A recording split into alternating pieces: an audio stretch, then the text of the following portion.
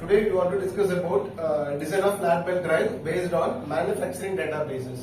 We already known some other details like without manufacturing data. Suppose in a given problem they are only given the internal dia or an external dia or pulley diameter or transmission ratio. So these are the sequences only given. In addition to that, number of RPMs or number of revolutions. So that kind of details given by, we can easily able to identify that the problems comes under the manufacturing database aspects. So based on the design of flat belt drive, now we can solve the problems under the manufacturing database. First we want to calculating the selection of pulley diameters. First of all, we know the pulley diameter. So this is called as driven driver concept. நம்ம கார்ல போனோம்னா இப்படி பாரு டிரைவர்ங்கிறது driver driven, அதாவது கார்கள் வந்து பெரிய object, driver வந்து சின்ன ஆப்ஜெக்ட். ஸோ இந்த சின்ன ஆப்ஜெக்ட் வந்து இதை வந்து ரன் பண்ண போறாங்க, அதனால ஒட்டுமொத்தமே நகருது. அப்படின்னா நம்மளுக்கு ஸ்மால் புள்ளி டயாமீட்டர் தெரியணும், லார்ஜர் புள்ளி டயாமீட்டர் தெரியணும். ஸோ இதை கால்குலேட் எப்படி பண்ணணும்னு பார்த்தோம்னா, நம்மளுக்கு transmission ratio it is denoted by I.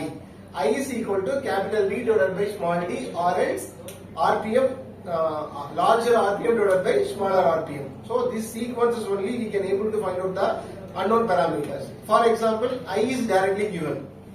I வந்து transmission ratio வந்து 3 கொடுத்திருக்காங்க, capital D வந்து 1000 கொடுத்துட்டாங்க. So we want to calculate the pulley diameter, அதாவது சின்ன diameter நம்ம கால்குலேட் பண்ணணும். அப்ப I is equal to capital D divided by small d.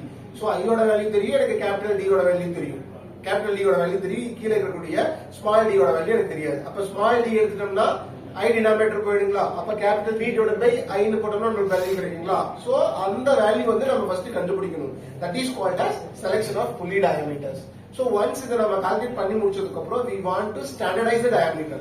For example, நமக்கு ஒரு 10 mm வந்திருக்கு, அது வந்து நம்மளுக்கு ஒரு டிசைன் டேட்டால வந்து 10 mm கரெக்டா இருக்கா இல்லையாங்கறத நம்ம செக் பண்ணணும். சோ அதுக்கு நம்மளுக்கு ஸ்டாண்டர்டா டயாமீட்டர் இருக்குதான்னு பார்த்தோம்னா, நம்மளோட PSG ஸ்டாண்டர்ட் டிசைன் டேட்டா புக்ல பேஜ் நம்பர் 7.52 நம்ம செக் பண்ணணும்.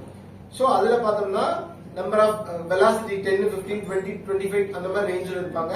சோ நம்மளுக்கு எந்த இடத்துல வந்து நம்மளோட ஸ்பீட் கிடைச்சிருக்கோ அதை வந்து நம்ம எடுத்து ரவுண்ட் ஆஃப் பண்ணணும். ஃபார் எக்ஸாம்பிள் இங்க 90க்கு அப்புறம் 140 தான் இருக்கு, நம்மளுக்கு 100 தான் கிடைச்சிருக்கு அப்படின்னு பார்த்தோம்னா, இதே வெலாசிட்டி B இருக்கு இல்லையா, அதுல எக்ஸாக்ட்டா 100 இருக்கு. So we can directly take the 100 diameter respective of 15 meter per second velocity. இதுல டவுட் இருக்கா? சோ செகண்ட் ஸ்டெப் என்ன பார்க்க போறோம் அப்படின்னு பார்த்தோம்னா, calculation of design power in kilowatts. So அதுக்கு என்ன ஃபார்முலா அப்படின்னு பார்த்தோம்னா, design kilowatts is equal to rated kilowatts into load correction factor divided by arc of contact into small pulley factor diameter. இப்போ நம்ம ஸ்மால் புள்ளி டயாமீட்டர் கண்டுபிடிச்சோம் இல்லையா, இதுலயே டிசைன் ஸ்டாண்டர்ட்ல பார்த்தோம்னா கடைசி காலம்ல இதோட ஃபேக்டர்ஸ் கொடுத்திருப்போம். இப்போ 100க்கு எவ்வளவு நம்மளுக்கு வந்திருக்கு, அதை தான் வந்து எடுத்துப்போம் ஸ்மால் புள்ளி ஃபேக்டர் KD ன்னு எடுத்துப்போம். ஓகேங்களா? சோ இப்போ ரேட்டட் கிலோவாட் அப்படிங்கிறது உங்களோட ப்ராப்ளத்துல டைரக்டா கொடுத்திருப்போம் இல்லையா, that is called as rated kilowatt. So load correction factor அப்படிங்கிறது 3 வகையா நம்ம பிரிக்கலாம், 4 வகையா. அதாவது steady load, medium load, heavy load, constant static load அப்படின்னு சொல்லி பிரிப்போம். சோ நம்மளோட ப்ராப்ளத்துல அவங்க கொடுக்கற அப்படின்னா 1, 1.5 to 2.5 இந்த ரேஞ்சில தான் நம்ம எடுத்துக்கணும்.